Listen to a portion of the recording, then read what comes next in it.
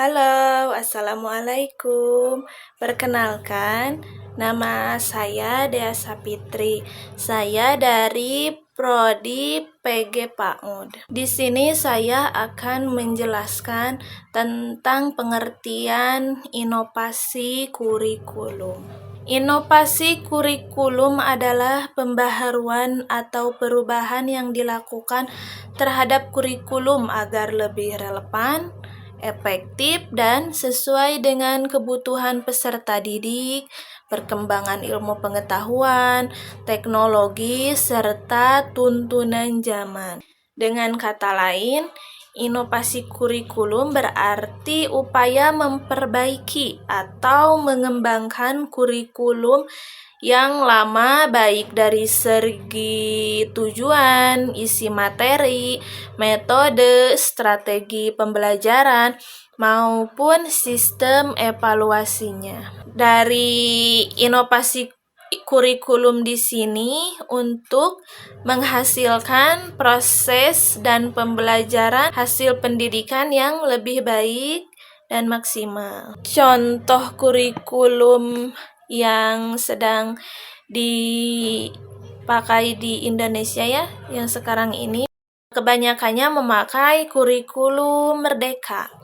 Kurikulum Merdeka di sini merupakan inovasi besar dari pemerintah Indonesia yang memberi kebebasan untuk guru dan siswa dalam menentukan metode belajar sesuai dengan minat dan kemampuan peserta didik. Contohnya, siswa bisa memilih proyek sesuai minatnya seperti proyek lingkungan atau kewirausahaan, tergantung dengan kemampuan siswa masing-masing. Seperti itu. Mungkin dari penjelasan dari saya dicukupkan sekian. Terima kasih. Selanjutnya yaitu kurikulum PAI dan tantangan digitalisasi. Nah, kurikulum PAI memiliki misi utama untuk menumbuhkan keimanan, ketakwaan, dan akhlakul karimah peserta didik.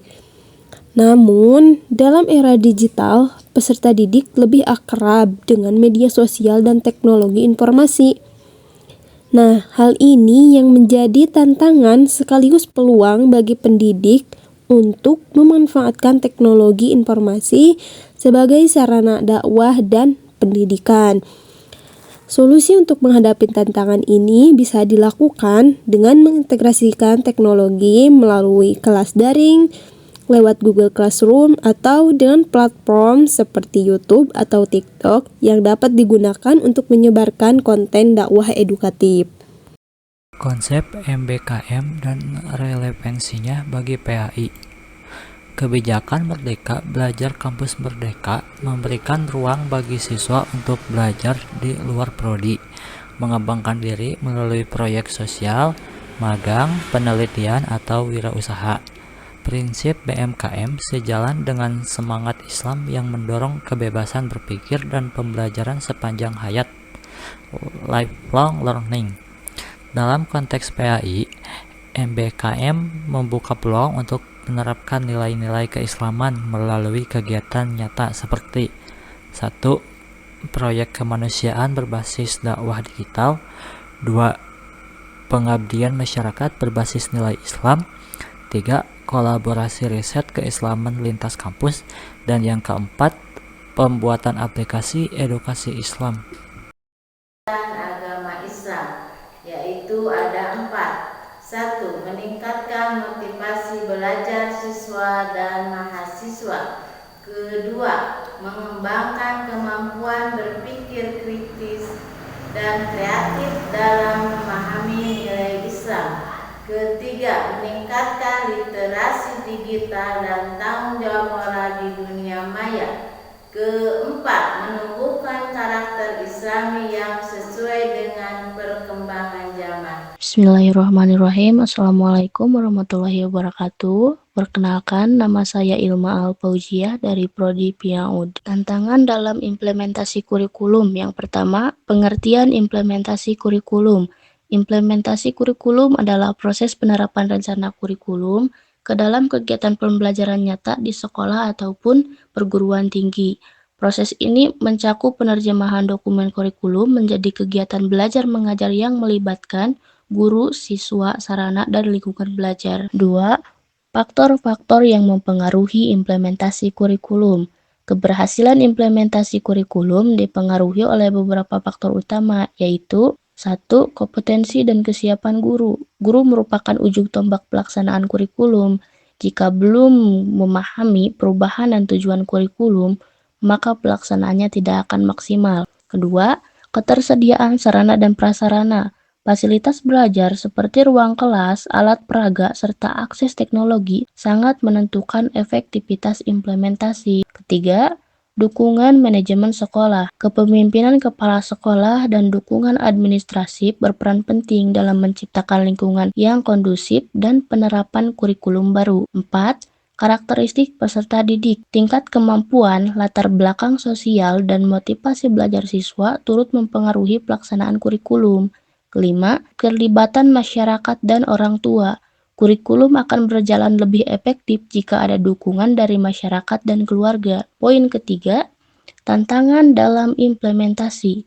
Beberapa tantangan yang sering muncul di antara lain, yang pertama, kurangnya pemahaman guru terhadap kurikulum baru. Banyak guru belum sepenuhnya memahami konsep dan pendekatan yang diharapkan dalam kurikulum baru, misalnya kurikulum merdeka. Hal ini disebabkan kurangnya pelatihan sosialisasi yang terbatas atau waktu adaptasi yang singkat. Yang kedua, keterbatasan sarana dan prasarana.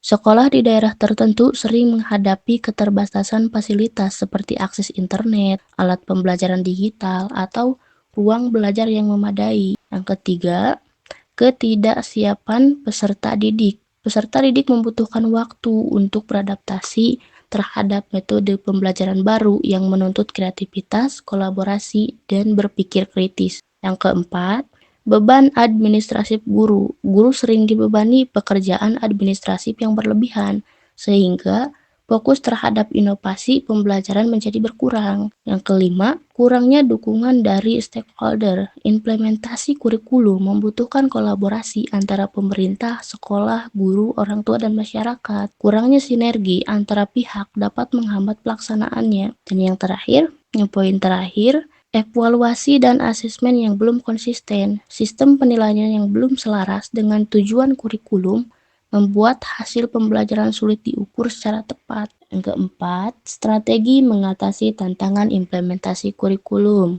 Untuk mengatasi berbagai hambatan tersebut, beberapa strategi dapat diterapkan seperti pelatihan dan pendampingan intensif bagi guru, pemanfaatan teknologi pendidikan, peningkatan fasilitas pendidikan, dan monitoring evaluasi berkelanjutan. Kesimpulan tantangan dalam implementasi adalah implementasi kurikulum merupakan proses kompleks yang tidak hanya bergantung pada dokumen, tapi juga kesiapan seluruh pihak terkait. Tantangan-tantangan seperti keterbatasan guru, sarana, dan dukungan stakeholder harus diatasi melalui kolaborasi, pelatihan, dan inovasi berkelanjutan agar tujuan pendidikan nasional dapat tercapai. Sekian yang saya dapat sampaikan. Terima kasih atas waktunya. Assalamualaikum warahmatullahi wabarakatuh. Bismillahirrahmanirrahim.